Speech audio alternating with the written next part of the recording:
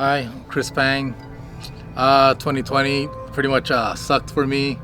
Got in a bad accident in December and at the worst time, the height of the pandemic. So I wasn't able to get any visitors. I couldn't see my kids for like the first 2.5 months.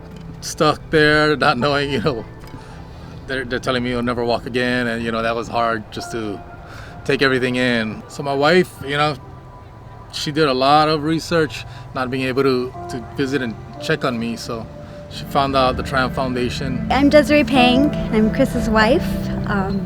We have 2 little boys, 4 and 7. The day Chris got injured was probably the hardest.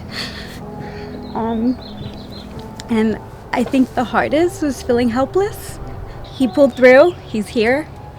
And on the hardest days, we have to remember that, because there are hard days. And on the hard days, we see that. And my kids have their dad. No matter the struggle, my kids have their dad.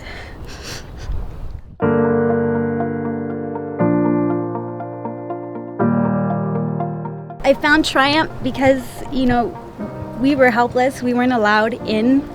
We were just told that he had a pretty severe spinal cord injury and he wasn't going to walk again, and we had no information. And so we just sat in the hotel rooms outside of Vegas, outside of the hospital, waiting and Googling what that was. And I came across the Triumph Foundation, and I think in tears I sent this really long email on Chris's accident and where to go from there. And Andrew reached out to me and showed us that there was hope, that there was life, that this wasn't the end.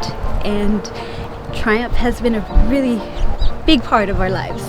So I was at Northridge Hospital, and we had the virtual support group.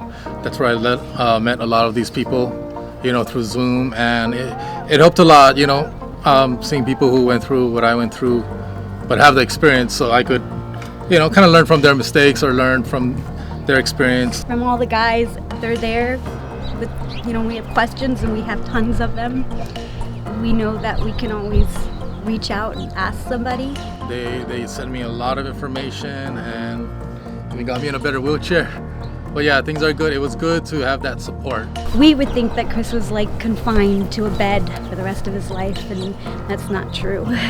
There's so much more. And we're thankful and appreciative for all of you and all that you guys do. It shows that there is life after this. I can do anything I want pretty much, maybe a little modified, but still do everything. My boys are jealous of Chris. It's funny because they see the upside. They're jealous that it's not fair that only daddy gets a wheelchair and wheels. And so to hear that they can come out to these events and jump in a chair and play with their dad, I honestly don't know where we would be without them.